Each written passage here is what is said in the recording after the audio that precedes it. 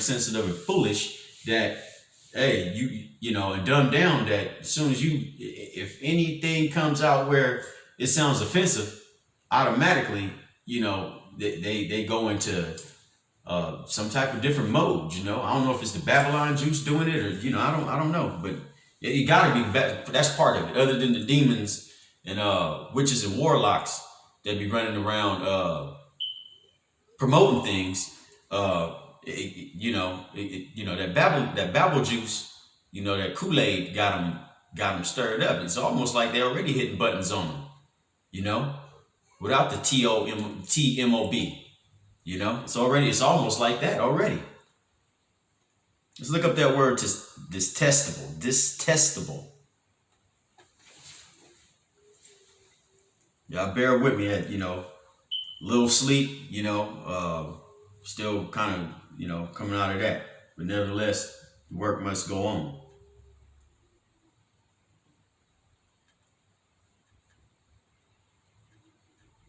Okay, this is the biblical definition for it. An abominable, sometimes abominable, used of impure thing. Let's see, especially of idols.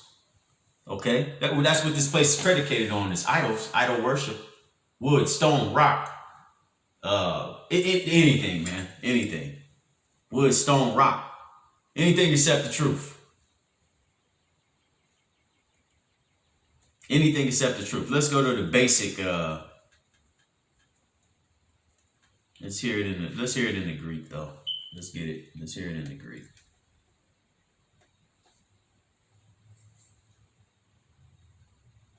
Strong's H8251.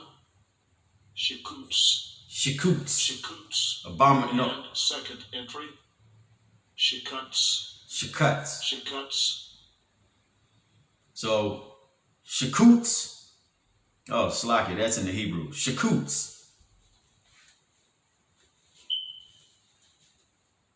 Detestable. Shikuts.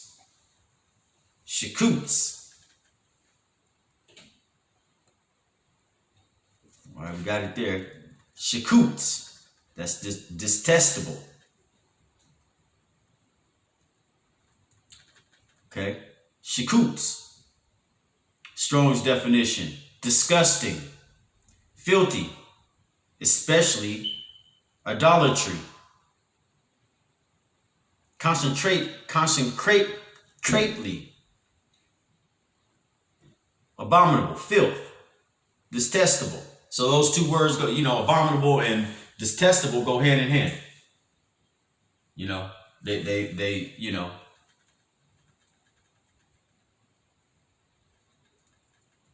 Depth in depth, should I say. Let's go over here and see here.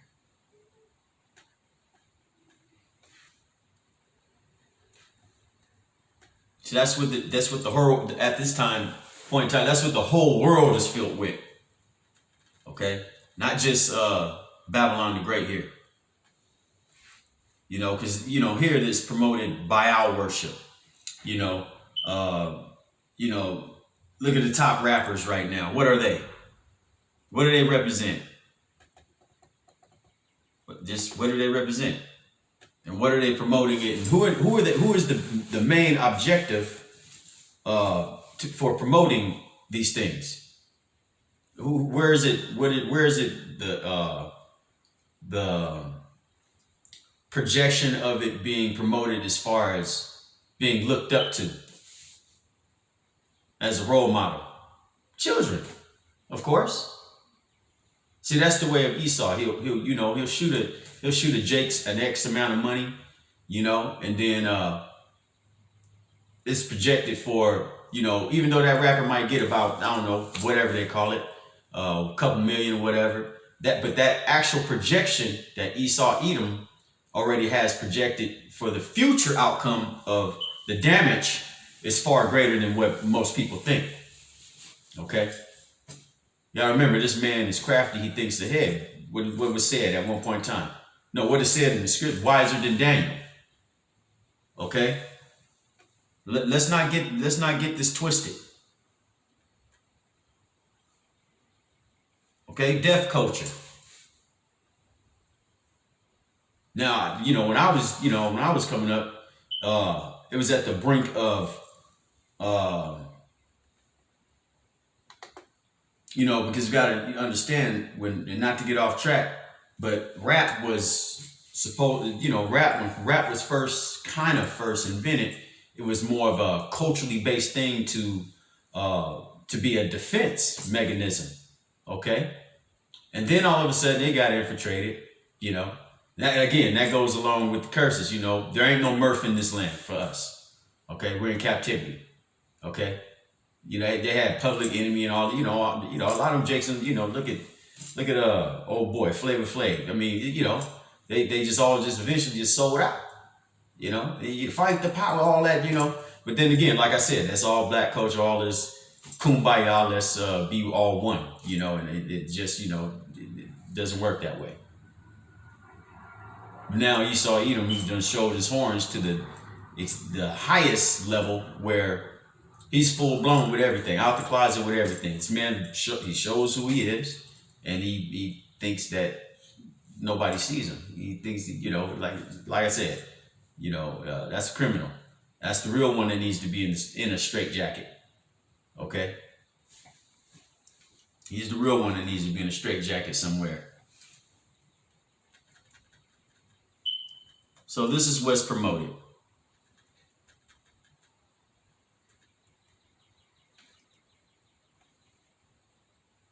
Okay, that's enough on that word. I'll get a little bit of it. Detestable. Abominations. Okay. Let's see. There's a lot of interest to this word. Offensive.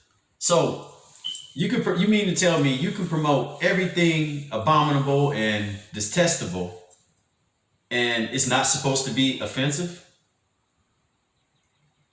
That just doesn't match up. A man in his queendom can promote everything except righteousness, but as soon as righteousness is shown forth, now there's an issue with it. You see there? You see where the problem's at?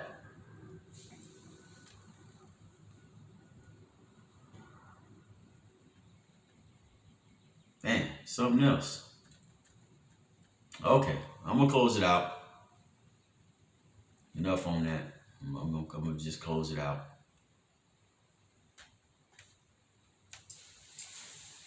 I got too much to say about the 2/3 today. Like I said, I got enough, today, to deal with other than hitting the plantation. But yeah, let me go in there and close it out. Now I beseech you, brother, make Salakia. Let me start from the top. Okay. Romans chapter 16, verse 17. Now I beseech you, brethren, mark them which cause division and offense, contrary to the doctrine which ye have learned, and avoid them. So, when you're in this truth, you're gonna find it. I've learned it now. It took me a long time to really just, be at strengths with it. But you can't be in this truth and be in the nigger culture. You just can't. It's impossible. Or any culture, any facet of this damn place. To be honest with you, you have to completely come out of a Northern European mindset. Okay? What is that? Repent, come back to your heritage, and practice. It's about rehearsal, practice. You got to do a total 360 up out of here. Spiritually. You got to burn that old man out.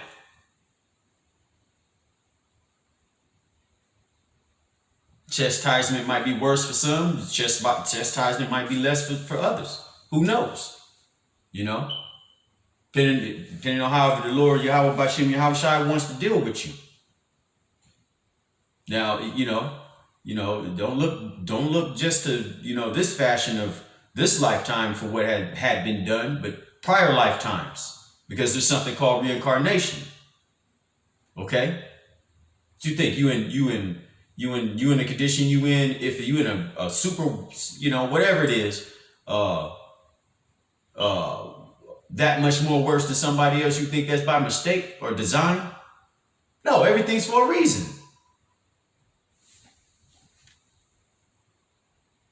So you gotta finish out your chastisement. You're under the curses. Ain't no room for complaining and all that. Leave that behind. That's what one thing Negroes is good for, is complaining about everything.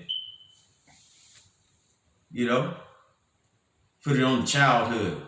Put it on put it on that. So when you come into this. This truth, if you're called into it, be blessed that you called into the truth. Back to your fold. You better be thankful, because that's a blessing within itself.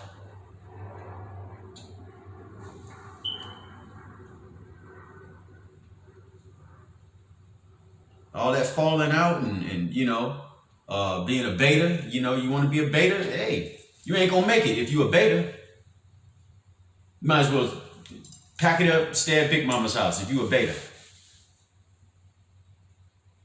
That's it.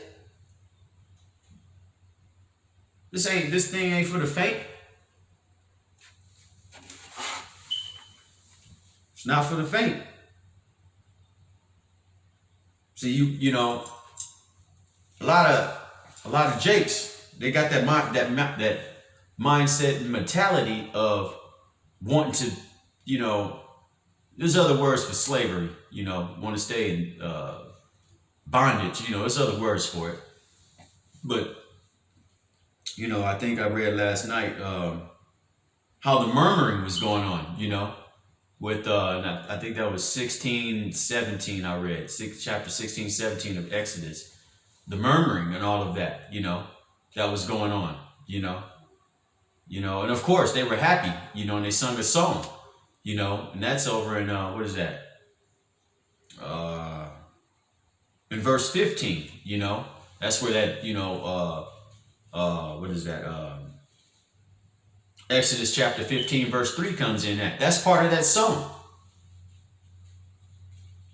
The Lord is a man of war. The Lord is a man of war.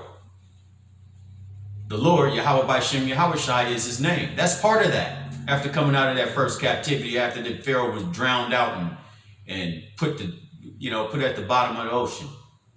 All his head captains and everybody else. That's part of that. That's part of that song. And then as you read on, you see where, then they some, because the purge had to go on, So, they didn't leave nothing behind, but, the purge had to go on. So the murmuring started, the doubtfulness started, all the murmuring, complaining, and the Lord still showed forth, He showed the people, he showed forth, Moses being the direct mediator, and Aaron being the interpreter for the congregation. Okay? So the purchased possession started a long time ago. Okay? I read it over there. The purchased possession started a long time ago.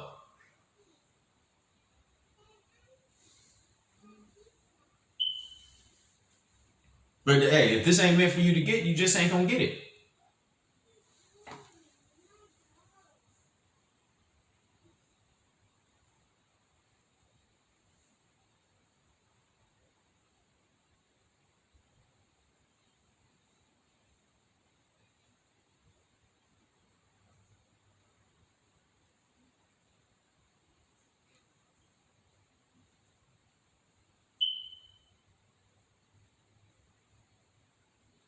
Okay.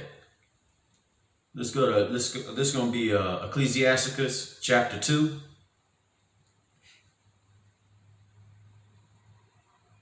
verse 10.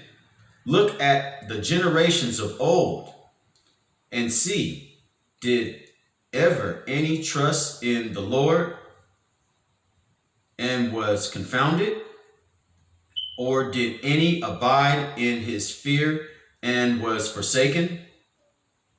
Or whom did he ever despise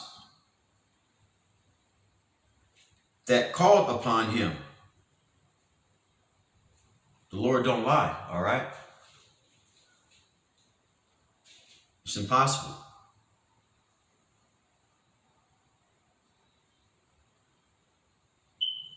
Verse 11. For the Lord is full of compassion and mercy, long suffering, and very pitiful, and forgiving, Salakia, forgiveth sins, and saveth in time of affliction. Now, right now, the affliction that's going on, where am I at? Yeah, the affliction that's going on, you know, it's slated, you know, it's you know, it's for the hopefully elect. We have to go through this. You have to go through your affliction, okay? And you better take it with a smile. You have to go through that furnace. Better take it with a smile, because you read back up at 5, verse 5 here in chapter 2. For gold is tried in the fire, and acceptable men in the furnace of adversity. Okay? 12. Chapter 2, verse 12. Ecclesiasticus, better known as Sirach. Woe be to fearful hearts and faint hands, and the sinner that goeth 2 ways. Verse 13. Woe unto him that is faint-hearted, for he believeth not.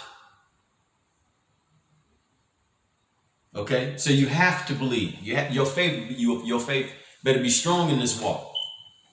It better be strong. And hey, at the end of the day, hey, these videos, they go up. Okay, you know, these videos go up. Brothers get out on the highways and byways.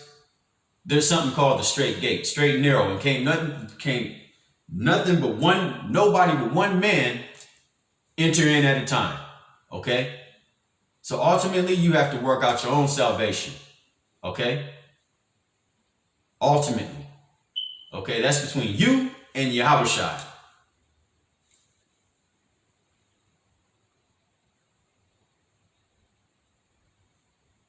Verse 13 again. Woe unto him that is faint-hearted, for he believeth not. Therefore shall he not be defended. Okay?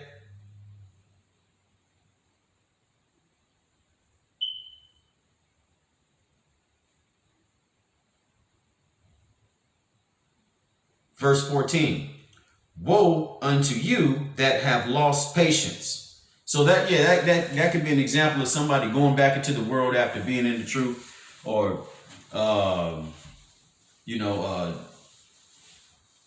dipping and diving and you know, in the truth, and then allow something worldly to get a hold of them, and then they give over to whatever it is in the world, you know, and then when that don't work, decide to come back, you know, just kind of flip-flopping all over the place and figuring that they're always going to be accepted.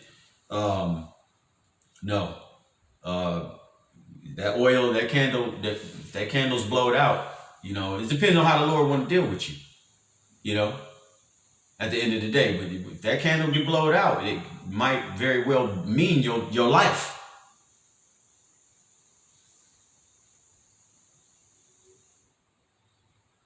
And what will ye do when the Lord shall visit you?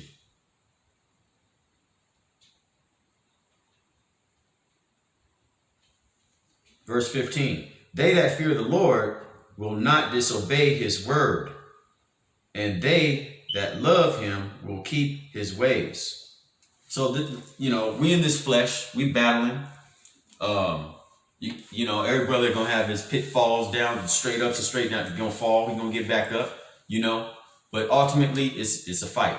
You have to stay in this thing and endure it to the end. Okay, you got them elders over there at Great Millstone, been in this thing for years. Been in this thing for years. And I'm sure there's other elders, but those are the main elders that's been in this thing for years. That's where I got this truth from. Okay, after knocking on multiple doors, okay, and only to find out all them different camps and different people I was listening to ain't nothing but bunch of wicked ass niggas. I'm gonna just tell it like it is, cardinal wicked. And of course, whatever happened to me, for me to wake up, that's not between me and the world. That's between me and Yahushua. Okay. Every man gonna have his lot.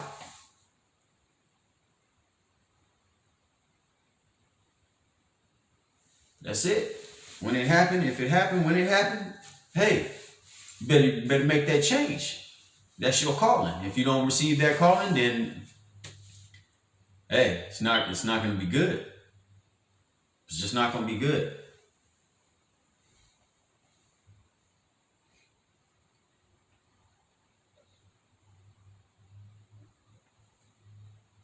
All right, so I'm gonna close it out. Let the elders that rule well be counted worthy of double honor, especially they who labor in the word and the doctrine. Okay? Again, the 100% truth of the doctrine. Okay? That's where it's at. No other place.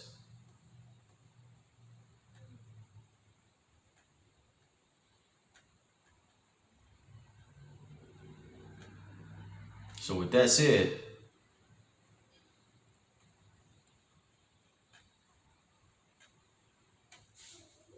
all honor and glory due to Yahweh B'Shem, Yahweh Shai B'Shem Rakak Radash. Lord willing, to the next time, Shalom.